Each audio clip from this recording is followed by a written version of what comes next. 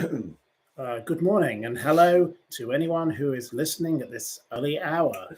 We are live from Broadstairs where the sun is shining and it's one of the hottest days, the hottest day of the year yet. We wanted to say hello and a good morning to you. And good morning from Wyn, my guest, who is here to say a quick hello. And we are looking forward this afternoon to going to support our friend Graham Burns, who is nominated for a BBC award. Do you want to say something about that? Well, yeah. What do you think about that? He's done a lot of work, a lot of charity work, done a lot of running around, and he's the resident piano player in the Magnet. Yes, and he's quite a character, and best of British luck to him. Yes, and he's doing a live broadcast with the BBC, I believe, BBC Radio, and we will be there to support him. And if you can, tune in later on, I believe 3 o'clock, BBC Radio Kent. I don't know if it's a live broadcast. I think it is live, but we will keep you updated. Let's hire a crowd type. Yes, and meanwhile, we've got seagulls in the background here, and we've got no red wine spillage yet because we are having teetotal this morning. Teetotal, a cup of Yorkshire tea. Yes. Other brands are available, but I like Yorkshire tea. I do prefer gin. Bit early for that at the moment. There we go. Wynford thinks it's a little too early for gin. And we will welcome any questions if anyone is there. We can see people are coming in to watch. Please do submit your questions in the chat, and please do take a look at the steepletimes.com. And please support us there, and please follow Wyn on Instagram, on Facebook. Yes. How can they find you on those channels? Under Winford Vaughn Thomas. Yes. Just type in the name W-Y-N, not W-I-N, W-Y-N, F-Y-D, Vaughn Thomas. Yes, no hyphen. Not the same as the old BBC war correspondent, but yes, slightly different. But there you see all my paintings and bits and pieces, like or pictures of my travels, and up to Yorkshire and down to Kent and back to Wales. And lots of pictures of people. So lots of people. You do a lot of different profiles of all sorts of different types of people. I've always done a lot of sketching of people in various, but mainly pubs, I suppose. But I've always been very good at catching people, like characteristics, and then taking them a step further, put them into paint, like put them onto canvas, and then using my imagination and into the different realms of the worlds, but yeah, and quite a few of your pictures are in the Magnet pub, and you've got quite a few different people from there who you've done drawings of, such as Mario. I mean, when they first opened the place, like, they asked me to do a few sketches for them, which I did, and mainly of like local musicians, but also local characters, and the place is full of local characters mentioned in Mario, which actually I did a oil painting for Mario that was for breast cancer, that was for charity, and I did that actually in his flat in Ramsgate. Lovely. So for those who don't know, Mario is a gentleman who we've mentioned before, who teaches children to play rugby, and he has been touring the country, and he teaches hundreds and hundreds of children a year, and he's brilliantly involved with the local Thanet rugby club. That's right, yeah. And he does a lot of very good things, and he was also on BBC Radio Kent talking about his work, which we have mentioned in the past. And we've got a good morning from Bev Cunningham and Chevron Angels. So, would you like to say good morning to them? Good morning, both. Good morning. It's a beautiful morning down here. It's marvellous. I mean, you can hear the seagulls outside, and yes, what a beautiful place to be at this time of year. And what an amazing turn of events we've had this morning with Julian Assange being, jetted off towards Australia. Whether he gets to there in the end or whether he gets stuck on this island. He's supposedly on a layover in Hong Kong currently. He's looking for new lodgings, man. Yes, he's looking for new lodgings. Yes, well, I will show you just here. We have some of his posters. I used to see him regularly when he was in the embassy in Knightsbridge. I have got this one and this one. And here's another one. I'm not suggesting I endorse or support him, but he wanted Sun for Assange. He's now going to get the Sun, isn't he? Yes. No more Sun newspaper, but instead he'll be getting Australian Sun. He has had to admit to committing a crime of espionage. His wife, Stella, was on the radio, did not choose to say very much. It was a bit of an interview, wasn't it, Wynford? Yeah. Well, I mean, there's very little you can say, really. But at least he's looking a bit better than when he left the embassy. He looked like the wild man from Borneo when he came up from there. Well, maybe a bit of time in Belmarsh did the man a bit of good. Maybe he learned the art of silence, perhaps, and perhaps he might be a little more careful in what he puts on the keyboard. Well, this is it, because they'll all be watching him like a hawk now, won't they?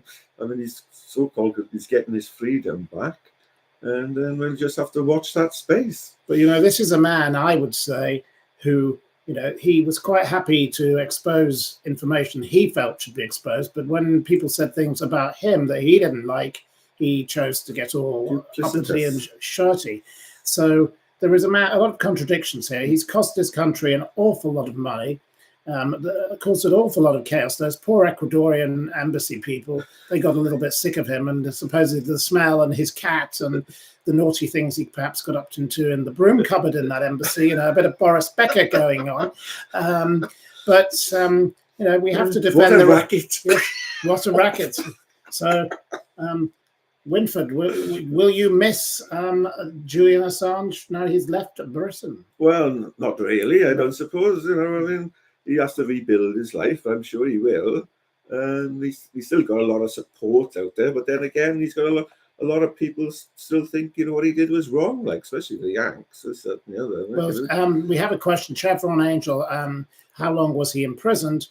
He was in the Belmarsh 5 years, and he was in the embassy 7 years. Mm-hmm. Prior to that, he was on bail. A lady who I know of actually housed him, and of course, he didn't go back, so the money was obviously lost. And Jemima Khan has complained about the money she gave and how disappointed she became with him.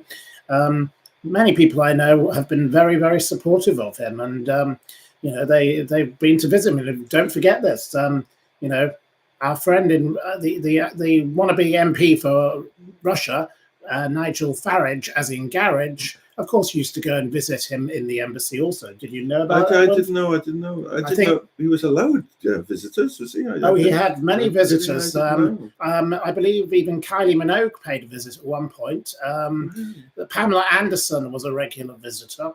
And also Vivienne Westwood. Lots of people visited, but Farage was visiting. So what was Farage up to with him? And given Assange was so critical of Trump, his dear friend, what on earth was going on between that little lot? I wonder if they'll be visiting Trump. Well, I don't think he'll dare visit America. That will probably be part of his deal. He will never be going to America, but as a convicted felon, he will not be allowed to travel there anyway, I suppose. But he's so-called served his time already, hasn't he? Yes. Which has gone quick, really, when I think about it. 5 years. It's just flown, hasn't it? So meanwhile, we got another leaflet from the election campaign. We've just been listening to descriptions from Bolton, where the Radio 4 Today programme were having their live broadcast.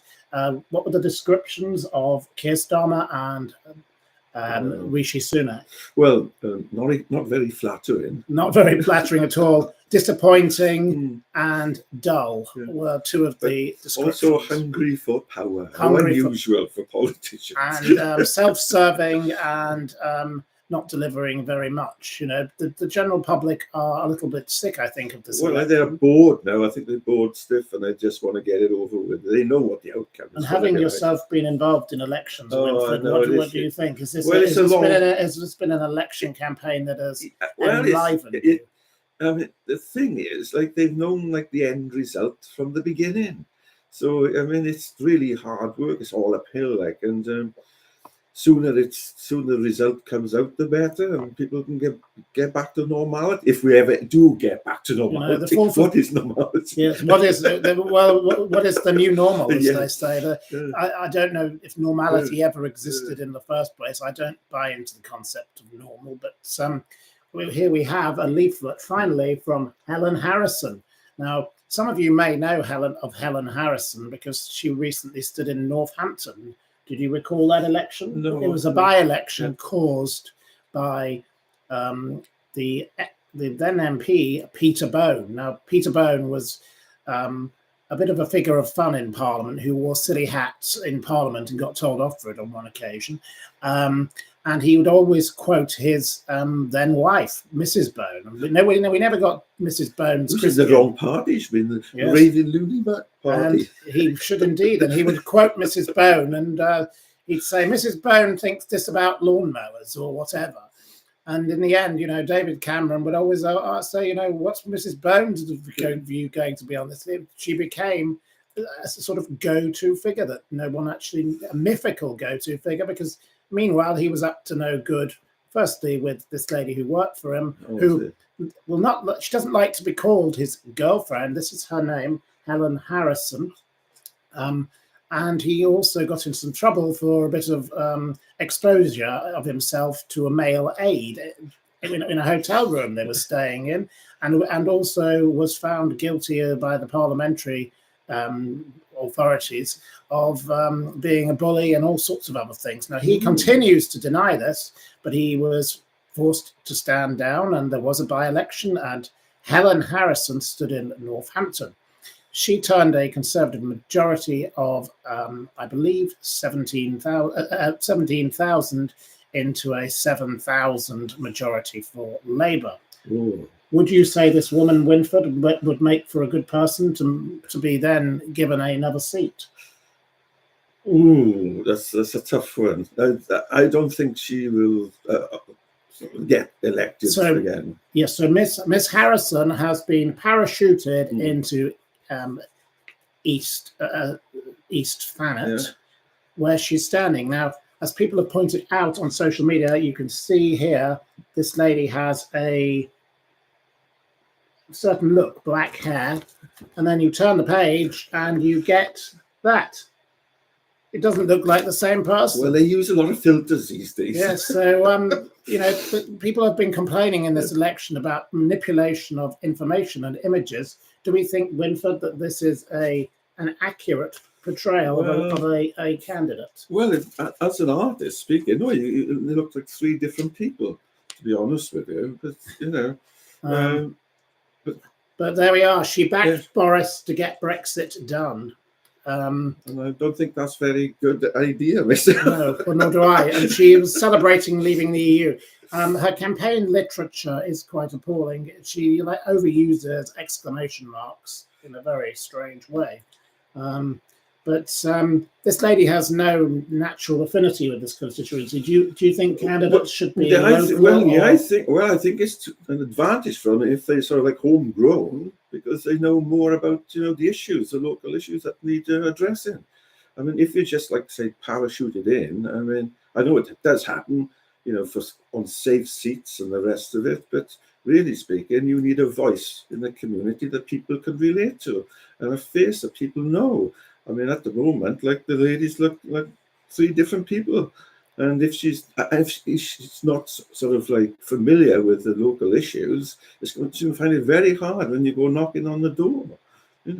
Well, this is a strange thing in this election. There hasn't been much knocking on the doors. Do you think the campaigning has moved online, or? Well, I don't think there's any substitute for actually going out and knocking on the door, because you get it from the horse's mouth there, and you get a better idea of the profile of the area and what the main issues are. I mean, I think you can do a certain amount online. There's certainly a certain amount of literature through the post and the rest of it. But at the end of the day, you've got to stand up and face people in reality. the more experience you get from doing that, the stronger you become as a candidate and a person who people can relate to. You grow, as you say. So, so what else are you planning in the coming weeks? I believe you have an exhibition coming up. Yes, I have an exhibition. It's been the third one at Mixed Garden. It's I've been hosted by the airport in Rochester. He's got lovely big grounds up there, and I spend a lot of time up there. And usually every Wednesday, I make a pilgrimage up there and do some painting while he's doing his garden, and then we retire to the avocado bar. Have a few drinks. So tell us about the avocado bar. The avocado that sounds like bar. An exotic place to Well, go. You get more than a cup of tea at the avocado bar, yes, more than just to make an avocado. It's not quite a private members club yet, Matthew, but the place is it used to be the changing rooms for the tennis players, for the ladies tennis players. There was a tennis court there years ago, and the avocado bar was the changing room, and it's a lovely building. It's really full of memorabilia from the past and the rest of it, and we sit in there. We put the world to right. Me and Mick the gardener. So for those who wish to go, more information is available on Wynford's Facebook page. Yes, it is. Take a look there. It's a 101 bus up from Chatham Station. It's about a 15-minute bus ride, or if you come in the other way, it's about 20-minute bus ride from Maidstone. It's right at the top of the hill, top of Bluebell Hill. It's hosted, next door. It's right by Rochester Airport, and you can see all the Biggles boys with their biplanes flying around and the rest of it up there, and it's absolutely beautiful. The main thing is that the lady whose house it was years ago, she managed to put tree preservations down on loads of trees up there, and it just stopped the builders from getting onto the land. So it's quite unique in itself, and it's so deceptive, because when you see it, you think it's just a little house in the road, but when you go through the back, the side gully into the garden, it's mind blowing. It really is. And Mick, he's got everything up there, all his fruit trees and the vegetables, and pears, apples, plums, green gages, a lot. It sounds like a veritable delight, and I should look forward to paying a visit. And it's a real retreat, and it's something that you get a big boost from Mother Nature there. Yeah.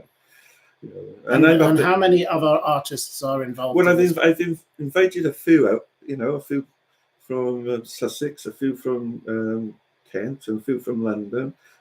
Hopefully they can come down, and it's outdoors. We've got gazebos, so we put all the paintings. The paintings are standing on easels that's set in gazebos, preferably oil paintings, because usually with the watercolors, the moisture up there, sometimes it can affect the paintings. But there's a sculpture part there, and it's all systems go. So plenty to see. There's plenty to see, and there's plenty to walk around. There's loads to see, and if you're a naturalist and the rest of it, it's beautiful, because you're at one with nature and with Biggles in the hair. It is. It's good in these times when people are too often on their computers and keyboards of their telephones for so long to actually go out and see things. And, that's right. I think, I shall be going out myself shortly for a walk, and then we will be reconvening later to support Graham Barnes at the BBC radio recording. And at the Magnet. Yes, so we will hopefully see some of you there for that. We wish you a very happy morning, and thank you very much for your involvement. If you have any questions, please leave them, and I'll try and respond later on. Meanwhile, wishing you all a good day, good gardening, as they say, and have a great day. And we just thought we would quickly update you. So that was our reason for coming back this morning, to prove that we can also do things. We can operate on tea as well. Yes. And there we go. Tea and wine, and all is fine. Thank you very much for tuning in, to the ones who've been here with us live, and we hope to see you again soon. Thank you, and good morning. Bye-bye. Bye-bye.